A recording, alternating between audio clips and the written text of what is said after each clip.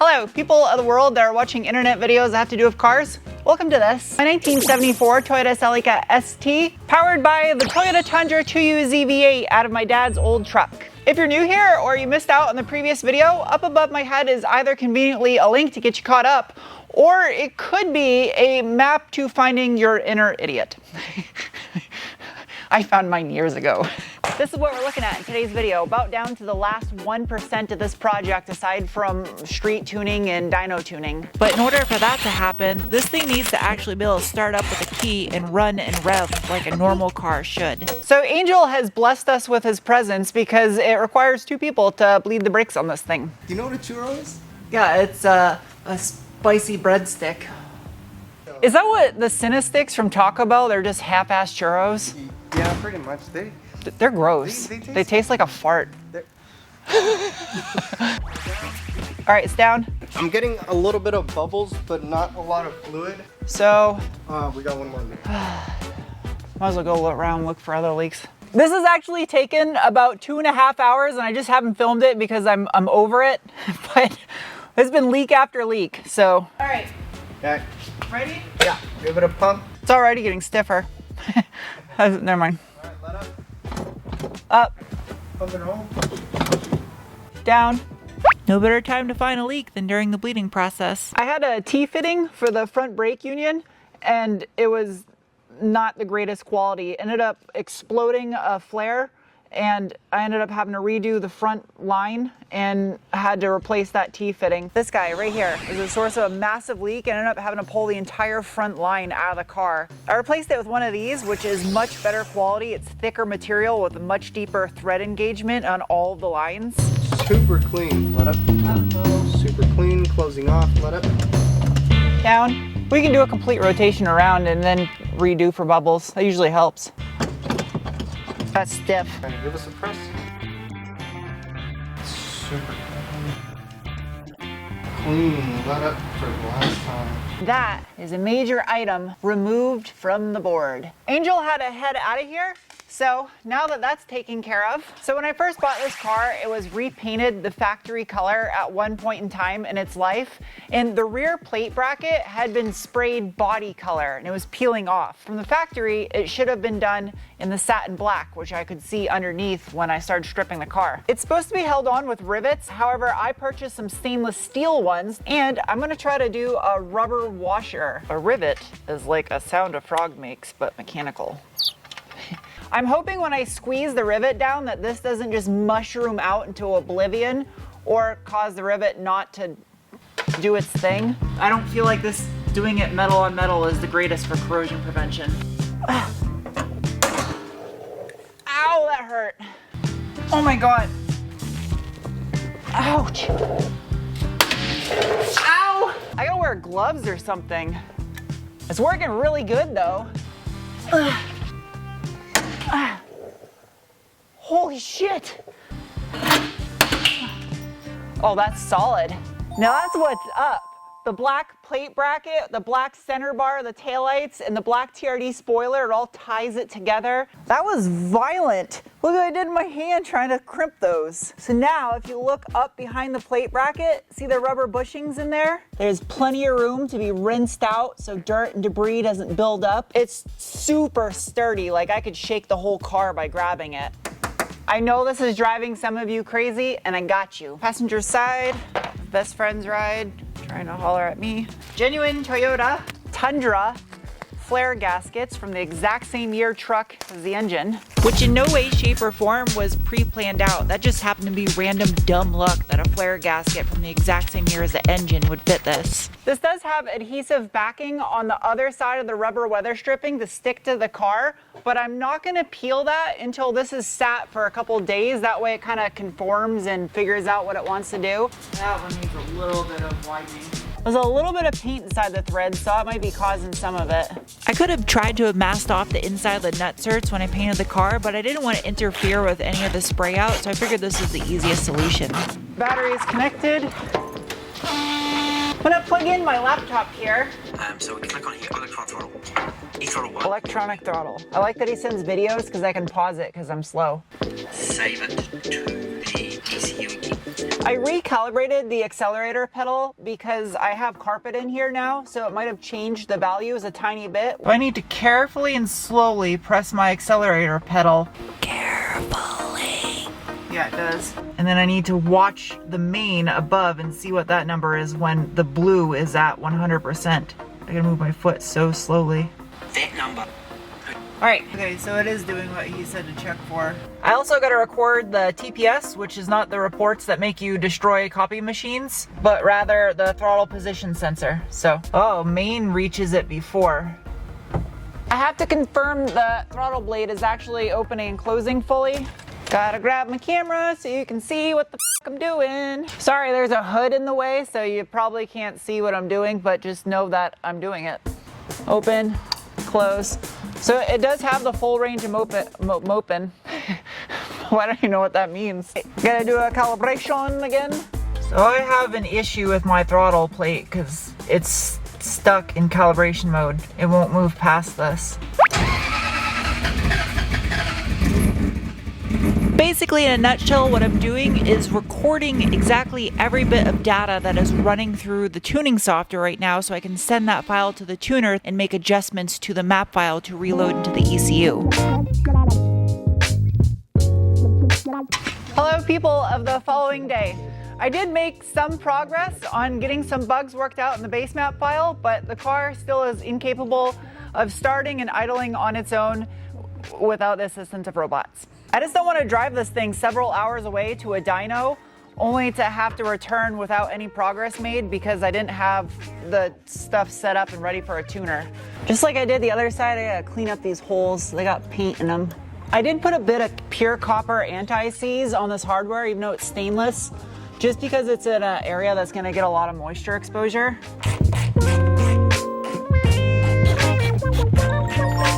Mounted. This right here is going to solve the problem of not having a parking brake. I found the doodads. Hopefully they fit. Well, it's a shame I can't use the factory one.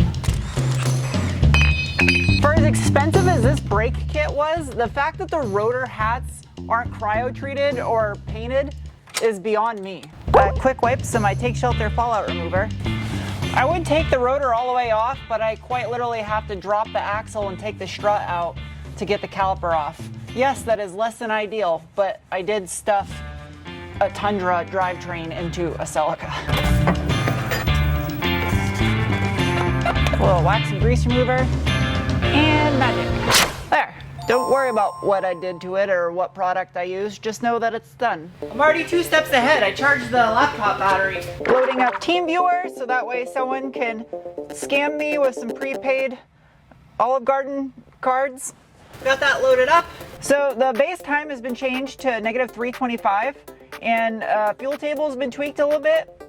Drive-by wire system still not operable.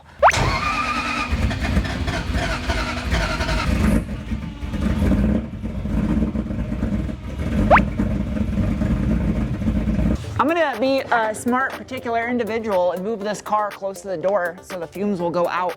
I don't have any of the ducts. Ah, my AFR is reading. How about that? The Lambda works now. What you're seeing here is not a robot poltergeist. Rather, Kelvin is logged in and TeamViewer, and I just did a PC log for him to look and see what happens when I start it and let it idle. It's all in the tables, I think. I think the timing is gonna be really close. Hopeful objective is to get this thing so I can at least start it with a key, idle, and move it around the shop or load it into a car trailer. It doesn't have to be tuned all the way. That's what a dyno session is for. But most importantly, make sure all the sensors are doing what they're supposed to be doing, so that way when it gets to a dyno, the tuner doesn't tell me to get bent. I think everything is wired, hopefully correctly, because everything is reading now. Ah, I see what he's doing. So he's going in there and he's gonna manually set up the accelerator position sensor, that's APS, and he's gonna set up the throttle position sensor, I bet, next. So that way we can get it working correctly. And I'm not no computerologist, but I think this is essentially kind of like the form of coding, but not ones and zeros. If you guys are watching this right now and you find the tuning aspect of a car ECU highly interesting, I definitely recommend checking out Cartoon NZ, New Zealand. The guy's name's Kelvin. Absolute wizard at this stuff. My mind is just...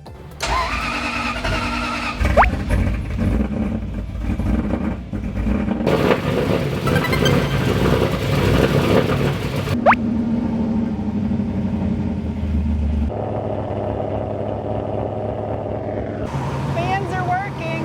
Good. My temp gauge is functioning. Oil pressure gauge is functioning. Ammeter is functioning. Yeah, I definitely got to put some gas in it because I'm pretty sure that's functioning too. Functioning lambda. I'm so happy that works now.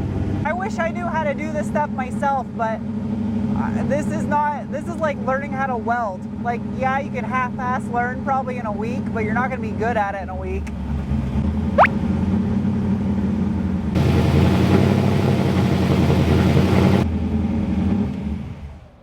That's way better. Yeah. I haven't gone through everything because it's kind of like playing a video game with the noise off. Yeah, I imagine that would be kind of hard. Yeah, so it's quite mentally demanding of what's going on because I have to look at numbers, whereas normally I would just be listening to using my ears, and I'd use my nose, and the old heartbeat gets going when you rev it, all those sorts of things, all those senses are turned off. We're still going to find out. We're going to find out how it goes, what it actually needs.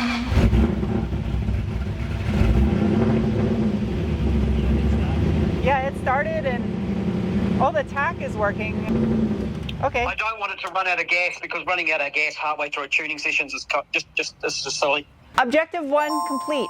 The car is now capable of starting and idling successfully on its own.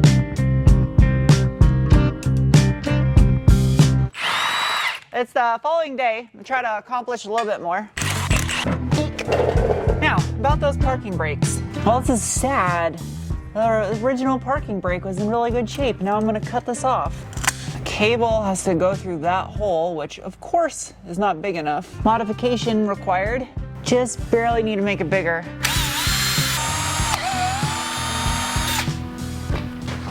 Does the cable fit now? Yep, perfect. Easy peasy. It's really hard to film. Can't just shove a camera up in here. I don't want to cut the cable short just yet until I know where I need to adjust it to. And this needs to go on my 4-post lift next. And without the parking brake, that's not the smartest idea. Eek! I don't know why I say eek every time I take a tire off. Well, this is how you destroy a set of wire cutters. Ow! Fuck! Oh, I'm dumb. I'm gonna put through this first. I'm just gonna pull lightly since I don't have the cable super tight. No. I like that the adjustment for the parking brake is in the rear because that means you don't have to take the wheel off. Even though I have it off right now, but still, I like that. Pretty sure I'm gonna have working parking brakes now. And test rip on the e-brake. Can I push the car backwards? I cannot. That's good. So you notice I have my oil control valves for the VVTI, Variable Valve Timing Intelligence System. That's so that way they don't accidentally get actuated until they're programmed, because that can do engine damage. But now I gotta unplug my motor for my e-throttle, and a data set is required. By doing this, it's going to give the values voltage-wise of the throttle blade fully opened and fully closed manually without the robot having to do it, because right now the robot is on strike. PC log on. So now it's recording. So push it closed. 1, 2, 3, 4, and then all the way open. Okay. 1, 2, 3, 4, 5. Okay, I saved it as a TPS report because that's quite literally what I just did. Did you see the memo about this? Let's do this without making a mess, please. All right, I put a little bit of rubber butyl on the back side of this to keep it sealed. There, nice and clean. Gas cap replaced. So this is now gonna be dual maps. One for running and driving the car and another one for idle since I have such aggressive cams. Do a quick startup. I'm not gonna give it any gas.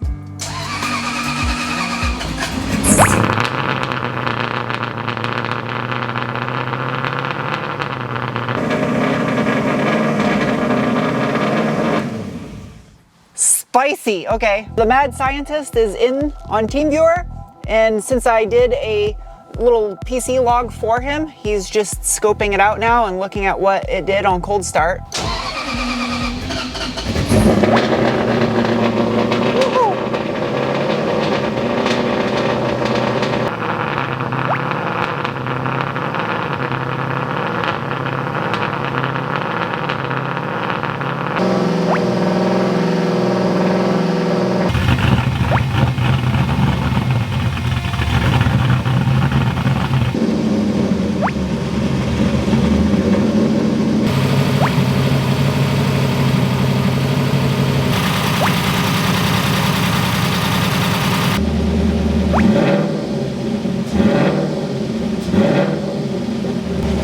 I don't know what the signs are of carbon monoxide poisoning, but my leg is tingly. I don't know, that's good.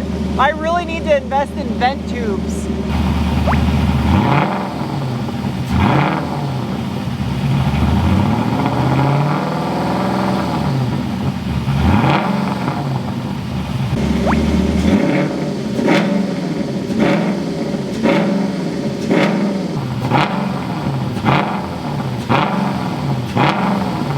So good.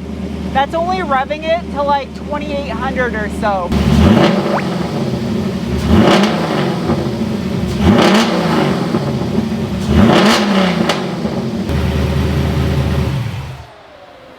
People of the internet, it has begun. The giveaway on my 1983 Datsun 280ZX. There's no purchase necessary to enter or win. The full rules and details of the giveaway are listed on my website, sarentuned.com, where you can also subsequently go to purchase merchandise. Every dollar spent gains you an entry to win either this car or a cash-only prize option if you don't want the car. So you'll be seeing a lot more of this thing coming up in upcoming videos, doing a little mini build series on it. And yeah, back to your regular scheduled program. It's the following day. I just moved the car so I could check, make sure there was any leaks anywhere. It's 100% good, no leaks with the exception of a drip coming from the transmission hole where the speed sensor goes, which I don't have one installed. I had to order a custom gear for the transmission to match the rear end gearing to make my speedometer somewhat accurate, the 22-inch tall tire. And it's a custom made part that's coming all the way from Australia. And even though I do have oil in the transmission, the hole is open back there for the cable and the gear to go into. So if I were to drive this thing and make the fluid slosh backwards or do any weird angles, I'll lose a bunch of transmission oil. And yeah, that's all that I'm waiting on. I'm literally at the mercy of the postal service, and I ordered this a while ago too. As far as the tune is concerned, everything is functioning now, including the drive-by-wire. There is a temporary limit set for the throttle past 50%, as well as a temporary red line at 6,000, and the VVTi system is disabled until this is on a dyno. But technically it is safe to try to move this thing under its own power, and once I get that hole in the transmission plugged up, I'll be able to drive this thing and tune probably from 4,000 RPM onward on the street, and then it can go onto a dyno. So big shout out to Car2 New Zealand, and the next video on this car will be special. So thank you. See you soon with another. Bye.